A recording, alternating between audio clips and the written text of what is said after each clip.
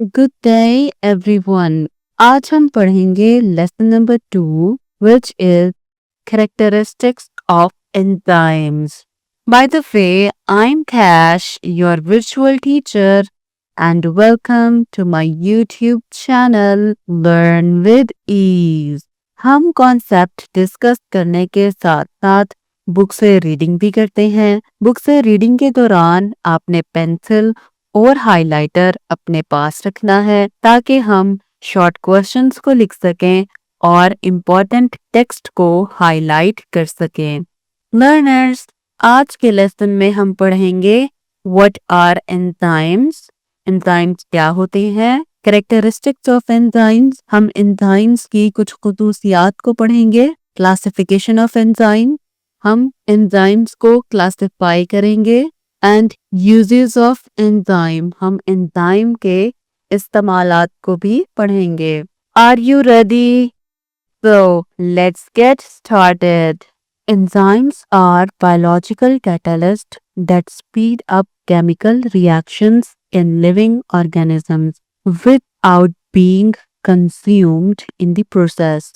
Enzymes biological catalyst होते हैं जो किसी भी केमिकल रिएक्शन को जो लिविंग ऑर्गेनिजम्स के अंदर हो रहे होते हैं उन्हें स्पीड अप कर देते हैं, और एंजाइम्स इस केमिकल रिएक्शन में इस्तेमाल नहीं होते। आप यूं कह सकते हैं एंजाइम्स रीयूजेबल होते हैं।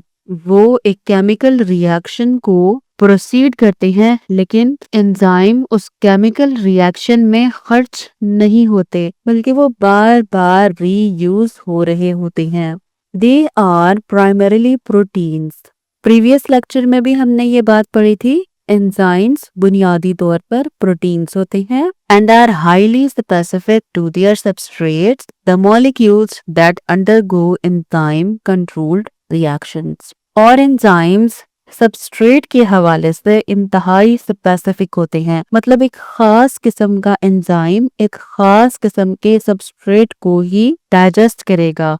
Most enzymes can speed up reactions millions of times faster than uncatalyzed reactions. अगर हम कंपैरिजन करें दो रिएक्शन का, एक रिएक्शन में हमने एंजाइम इस्तेमाल किया है और दूसरे रिएक्शन में हमने एंजाइम इस्तेमाल नहीं किया, जिस रिएक्शन में हम एंजाइम को इस्तेमाल करेंगे उसकी स्पीड मिलियंस ऑफ टाइम ज्यादा होगी, और जिसमें एंजाइम नहीं इस्तेमाल हुआ वो बेचारा इस कदर सुस्त रिएक्शन हो रहा होगा और ऐसा फील होगा कि ये इम्पॉसिबल है एंजाइम के बगैर रिएक्शन अख्ताम को पहुंच सके। तो लर्नर्स, यहाँ पे आप कुछ लाइंस को हाईलाइट करेंगे। एंजाइम्स आर बायोलॉजिकल कैटलिस्ट, ये एमसीक्यू बन सकते हैं।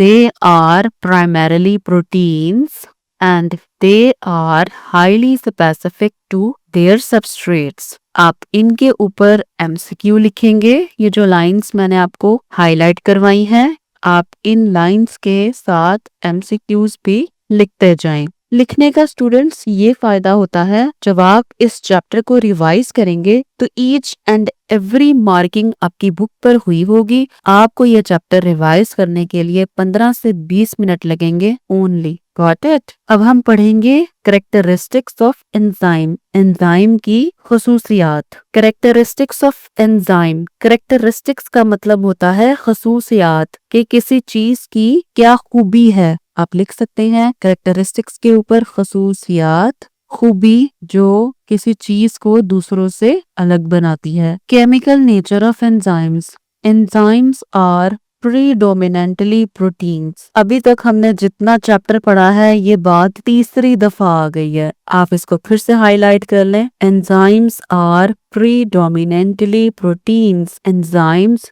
प्रोटीन्स होते हैं। Typically, they contain 100 to 1000 amino acids. Highlight कर लें, जो एंजाइम का स्ट्रक्चर होता है उसमें मिनिमम 100 अमाइनो एसिड होती हैं और मैक्सिमम 1000, ये रेंज है। किसी भी एंजाइम के अंदर minimum amount of amino acids की 100 होगी और मैक्सिमम 1000 हो सकती है। तो ये तो हो गई केमिकल नेचर, बहुत आसान बातें हैं। एंजाइम प्रोटीन्स होते हैं और एंजाइम्स में 100 से लेकर 1000 अमाइनो एसिड अरेंज हुए होते हैं। Got it. The next one is globular structure. Enzymes का स्ट्रक्चर ग्लोब्यूलर होता है। Enzymes possess three-dimensional globular structure। Enzyme का जो स्ट्रक्चर होता है वो 3 डायमेंशनल होता है और इसके स्ट्रक्चर को हम बोलेंगे ग्लोब्यूलर स्ट्रक्चर। डायग्राम में आपको एंजाइम का ग्लोब्यूलर स्ट्रक्चर दिखाई दे रहा है।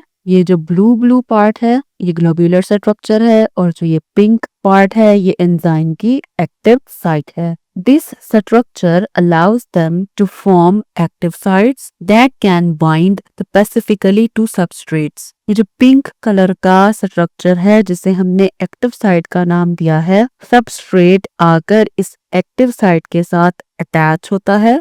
Got it? Some RNA molecules also act as enzymes। कुछ RNA के मॉलिक्यूल्स होते हैं जो एंजाइम के तौर पर एक्ट कर रहे होते हैं। Such RNA is called ribozymes। इस तरह के RNA को हम राइबोजाइम का नाम देते हैं। Ribozymes are primarily found in ribosomes। Ribozymes कहाँ पर पाए जाते हैं? राइबोसोम के अंदर। अगर आप चैप्टर नंबर 4 पढ़ चुके हैं तो सेल के पास एक ऑर्गेनेली होती है जिसे हम राइबोसोम कहते हैं। उस राइबोसोम के अंदर जो एंजाइम्स होते हैं उन्हें हम राइबोजाइम्स कहते हैं और वो आरएनए मॉलिक्यूल्स के बने होते हैं। They are also found in specific viruses and bacteria. Ribozymes कुछ खास किस्म के वायरसेस और बैक्टीरिया में भी पाए जाते हैं। लर्नर्स, जो इस तरह के बॉक्सेस होती है ना ये इम्पोर्टेंट होती हैं। ये MCQs पॉइंट ऑफ व्यू से बहुत ज्यादा इम्पोर्टेंट होते हैं। बाज़ औक़ात बच्चे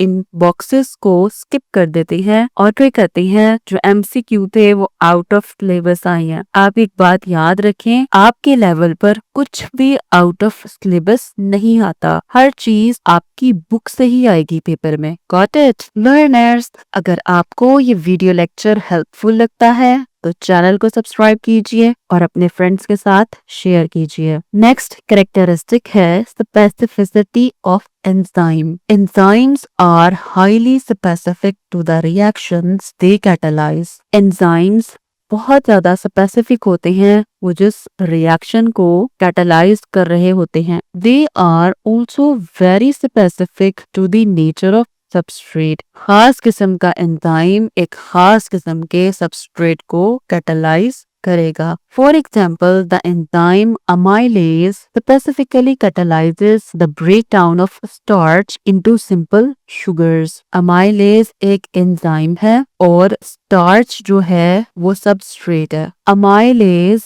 ओनली एंड ओनली स्टार्च को ही कैटालाइज करेगा। इस बात को हम और एलेबोरेट करते हैं। स्टार्च कन्वर्ट होगी शुगर में with the help of enzyme called amylase. Amylase एक एंजाइम है, स्टार्च अमाइलेज का सबस्ट्रेट है। अमाइलेज इस स्टार्च को कन्वर्ट करवाएगा शुगर में। Got it?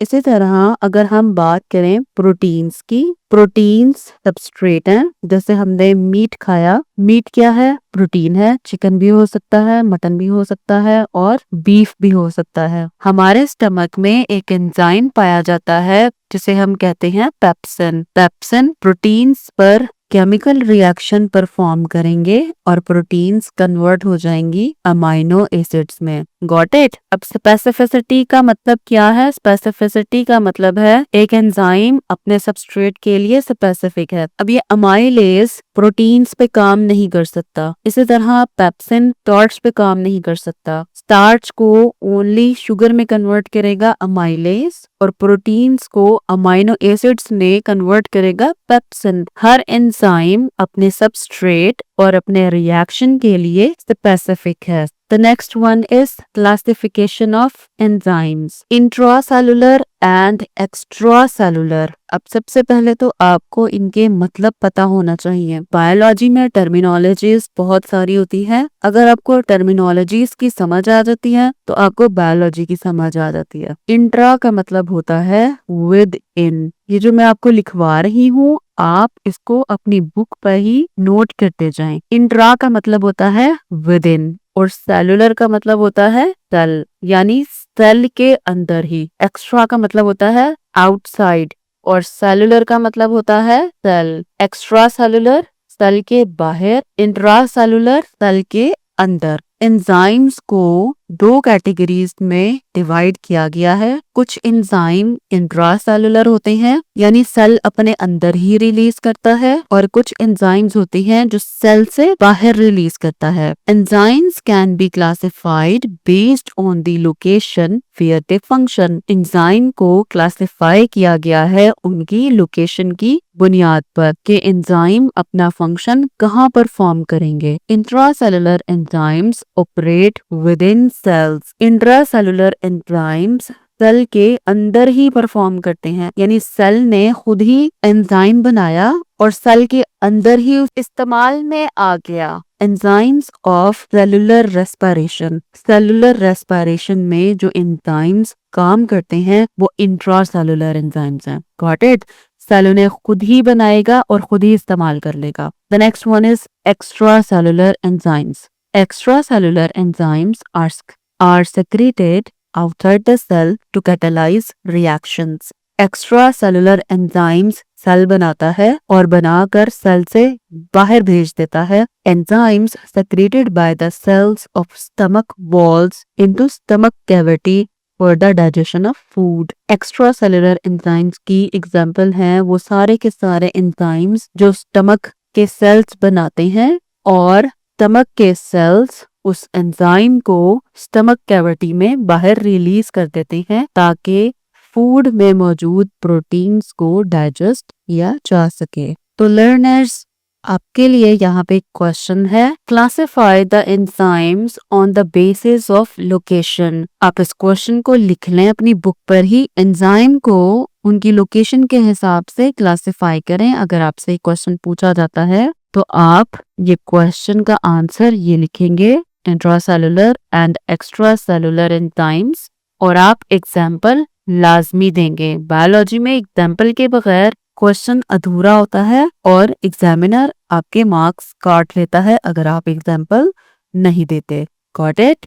तो लर्नर्स इस क्वेश्चन के आंसर को अगर आप इस तरह से लिखेंगे जैसे मैं आपको बता रही हूँ तो आप फुल मार्क्स गेन करेंगे इंशाल्लाह। जब आपसे पूछा जाए classify the enzymes on the basis of their location तो आप एक साइड पर लिखेंगे इंट्रासेलुलर, एक साइड पर लिखेंगे एक्स्ट्रासेलुलर एंजाइम्स, बीच में आप लाइन लगाएंगे। सबसे पहले आप डेफिनेशन लिखेंगे। डेफिनेशन मैं आपको बहुत अच्छे से समझा चुकी हूँ और फिर आप एग्जाम्पल्स की हेडिंग देंगे और एग्जाम्पल्स कोट करेंगे। Got it? अब देखें ये प्रेजेंटेशन भी बहुत अच्छी लग रही है और जो एग्जामिनर आपका पेपर चेक कर रहा है ईच एंड एवरीथिंग उसकी आंखों के सामने है। उसको आपका पेपर चेक करने में टाइम नहीं लगेगा, वो चेक करता जाएगा और आपको मार्क्स देता जाएगा। The next one is cofactors of enzymes. Many enzymes require additional non-protein molecules to be fully active.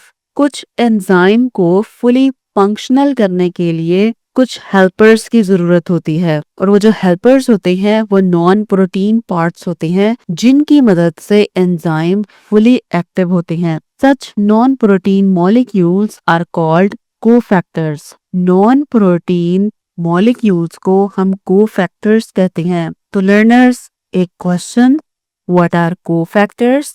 बहुत ज्यादा पूछा जाने वाला क्वेश्चन है। कोफैक्टर्स नॉन प्रोटीन पार्ट होते हैं और कोफैक्टर्स एंजाइम को फुली एक्टिव होने में हेल्पफुल होते हैं।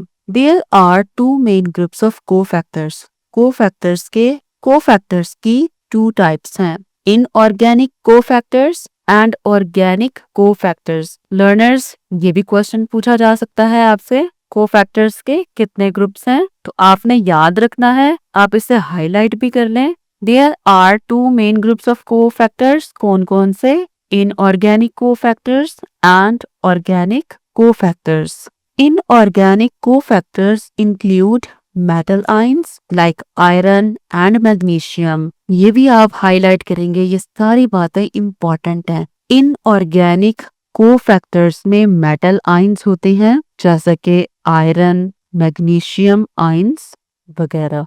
The organic cofactors are of two types. Further organic cofactors की टू टाइप्स हैं। इसको अगर हम फ्लो चार्ट बना के समझें तो हमें ज्यादा अंडरस्टैंडिंग होगी। कोफैक्टर्स दो तरह के होते हैं, एक होते हैं जी इनऑर्गेनिक कोफैक्टर्स और एक होते हैं ऑर्गेनिक कोफैक्टर्स। आगे से ऑर्गेनिक कोफैक्टर्स की टू टाइप्स हैं। ऑर्गेनिक कोफैक्टर्स हैं prosthetic group and the second one is coenzymes. Got it?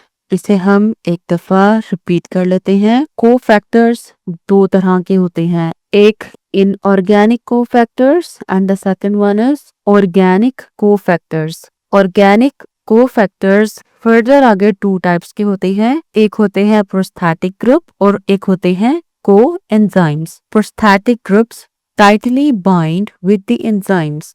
Prosthetic group enzyme के साथ बहुत मजबूती के साथ जुड़े हुए होते हैं। एग्जाम्पल्स आर सर्टेन विटामिन्स जैसे कि biotin and the haem group. Prosthetic groups के एग्जाम्पल्स हैं बायोटिन्स और haem group. Coenzymes loosely bound to the enzyme and may be released during the reaction। जो कोएंजाइम्स होते हैं वो एंजाइम के साथ लूजली अटैच होते हैं और might be possible कि वो केमिकल रिएक्शन के दौरान एंजाइम से डिटैच हो जाएं। Examples include many vitamins and nucleotides NAD and NADP।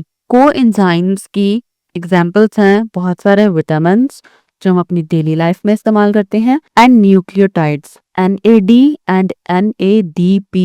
जो न्यूक्लियोटाइड्स हैं NAD एंड NADP ये हम बायो एनर्जेटिक्स वाले चैप्टर में पढ़ेंगे और बहुत डिटेल में पढ़ेंगे। अभी जस्ट आपने नाम याद रखना है, आपने इनकी एग्जाम्पल्स याद रखनी है, ये इम्पोर्टेंट है शॉर्ट क्वेश्चन के हवाले से भी और MCQs के हवाले से भी। लर्नर्स आपसे एक और क्वेश्चन भी पूछा जा सकता है इस टॉपिक से। Differentiate between prosthetic group and coenzyme. Differentiate करना है आपने प्रोस्थेटिक ग्रुप में और कोएंजाइम में। जब भी डिफरेंशिएट का लफ्ज आता है आपने middle of the paper line लगानी है। एक साइड पे आप प्रोस्थेटिक ग्रुप लिखेंगे, एक तरफ आप कोएंजाइम लिखेंगे। सबसे पहले आप इनकी डेफिनेशंस लिखेंगे। Prosthetic groups are tightly bound and coenzymes are loosely bound. बस इससे ज्यादा और कोई मेजर फर्क नहीं है, सिर्फ बाइंड होने की एबिलिटी पे है। प्रोस्थेटिक ग्रुप टाइटली बाइंड होते हैं और कोएंजाइम्स लूजली बाइंड होती हैं एंजाइम के साथ। प्रोस्थेटिक ग्रुप्स में सर्टेन विटामिन्स जैसे कि बायोटिन और हीम ग्रुप हैं और कोएंजाइम की एग्जांपल है many vitamin and nucleotide NAD and NADP। अब देखिए इस तरह से आपने क्वेश्चन का आंसर दिया है, कितना साफ सुथरा नीट लग रहा है, पढ़ने में भी इजी है और चेक करने में भी इजी है। Got it? आप ऐसे आंसर करेंगे तो पूरे मार्क्स गेन करेंगे। लर्नर्स इस टॉपिक से रिलेटेड MCQ फाइल का PDF लिंक डिस्क्रिप्शन में मौजूद है, लिंक को क्लिक करें और PDF फाइल फ्री में हासिल करें। Enzyme actions in complex metabolic reactions. Multiple enzymes work in a sequence to carry out a series of reactions। बहुत सारे एंजाइम्स एक सीक्वेंस में काम कर रहे होते हैं और वो रिएक्शंस की एक सीरीज को कैरी आउट कर रहे होते हैं। Each enzyme in the series catalyzes a specific step। उस सीरीज में एक स्पेसिफिक एंजाइम एक स्पेसिफिक स्टेप को कैटलाइज कर रहा होता है। After speeding up the reaction, the product is passed to the next enzyme for further reaction। Reaction को स्पीड अप करते हुए वो एंजाइम अपने प्रोडक्ट को नेक्स्ट एंजाइम को पास ऑन कर देता है ताकि वो नेक्स्ट एंजाइम उस प्रोडक्ट पर फर्दर रिएक्शन को कैरी कर सके। लर्नर्स इस सारी बातों को हम इस डायग्राम की मदद से समझते हैं। ये एक सीरीज ऑफ रिएक्शन है, साथ साथ लिखते भी जाते हैं आप इस डायग्राम को अपनी बुक पर ही बनाएं या अलग से बनाकर बुक पर ही पेस्ट कर लें। ये जो आपको दिखाई दे रहा है ये है एक सीरीज ऑफ रिएक्शन। लिख लें आप, सीरीज ऑफ रिएक्शन। इसमें बहुत सारे एंजाइम एक सीरीज में काम कर रहे हैं। ये एंजाइम 1 है, ये एंजाइम 2 है और ये एंजाइम 3 है। ये स्टार्टिंग मॉलिक्यूल है जिसे हम सबस्ट्रेट भी कहते हैं। आप लिख लें सबस्ट्रेट।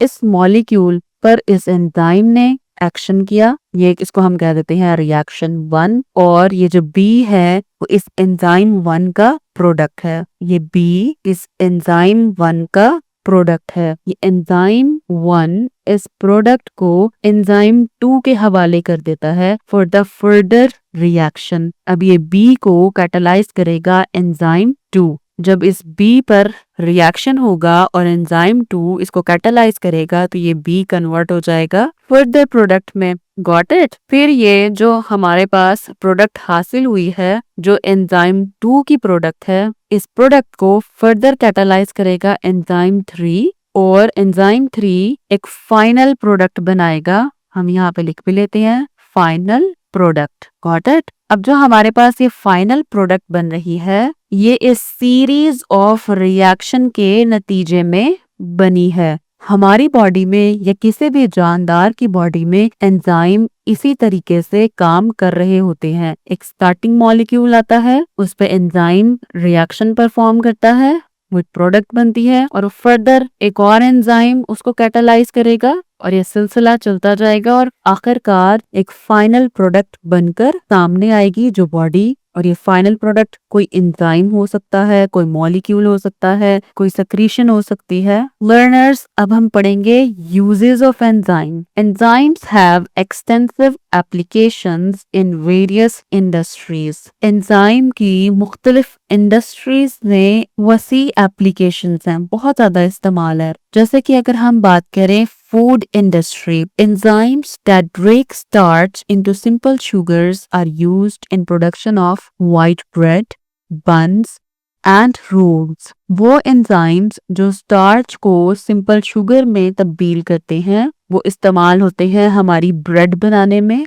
buns बनाने में, mostly जिन्हें हम सुबह नाश्ते में इस्तेमाल करते हैं, और rolls को बनाने में। Enzymes are also used for the production of cheese. जो चीज हम लोग पिज्जा के ऊपर एंजॉय करते हैं ये चीज भी एंजाइम की मदद से ही बनाई जाती है। Paper industry, enzymes degrade starch to lower its viscosity that aid in making paper. Paper जो हम हर रोज हर दिन इस्तेमाल करते हैं लिखने के लिए, पैकेजिंग के लिए, बेसिकली जो पेपर है ये प्लांट से बनता है। ये एंजाइम स्टार्च को डिग्रेड करता है ताकि उसकी विस्कोसिटी को कम किया जा सके। विस्कोसिटी होती है किसी भी चीज की थिकनेस, आप लिख सकते हैं गाढ़ापन। Viscosity, thickness. Got it? Biological detergents. Protease enzyme are used for the removal of protein stains from clothes. एक एंजाइम जिसका नाम प्रोटीएज है वो हमारे कपड़ों पर से प्रोटीन्स के दाग धब्बों को रिमूव करने का काम करता है। Amylase enzymes are used in dishwashing to remove resistant starch residues. Amylase एक एंजाइम है जो हमारे बर्तन धोने वाले लिक्विड्स में इस्तेमाल होता है ताकि बर्तनों पर से स्टार्च के दाग धब्बों को उतारा जा सके। The next one is fermentation industry. Enzymes degrade starch and proteins to produce simple sugars, amino acids and peptides. Enzymes starch और proteins को simple sugar, amino acid और peptides में तब्दील करते हैं। These substances are used by microorganisms, e.g. yeast in fermentation to produce different products of human use. और ये substances इस्तेमाल करेंगे माइक्रो ऑर्गेनिजम्स जैसे कि यीस्ट फर्मेंटेशन करती है मुख्तलिफ प्रोडक्ट्स की और वो मुख्तलिफ प्रोडक्ट्स हमारे इंसानों के काम आते हैं। Got it? अब देखें जी एंजाइम कहाँ कहाँ इस्तेमाल हो रही हैं। फूड इंडस्ट्री में, पेपर इंडस्ट्री में, बायोलॉजिकल डिटर्जेंट्स के तौर पर एंड फर्मेंटेशन इंडस्ट्री में। तो लर्नर्स, ये आपसे शॉर्ट क्वेश्चन के तौर पर पूछा जाता है, right the uses of enzyme. जब आपसे ये क्वेश्चन पूछा जाए तो आप इसके आंसर में ये चारों बातें लिखेंगे। शॉर्ट क्वेश्चन मेंशन कर लें, ये सारी बातें आप मेंशन करेंगे यूजेस ऑफ एंजाइम में। हो सकता है आपसे कोई 2 यूजेस पूछे जाएं। अगर आपको स्पेसिफाई ना किया गया हो 2 यूजेस बताने हैं, जैसे ये क्वेश्चन लिखा है right the uses of enzyme, तो आप सारे यूजेस को मेंशन करेंगे। लर्नर्स, मैं उम्मीद करती हूँ इस टॉपिक की आपको बहुत अच्छे से समझ आ गई होगी और हम नेक्स्ट लेसन में पढ़ेंगे mechanism of enzyme action. Good luck everyone.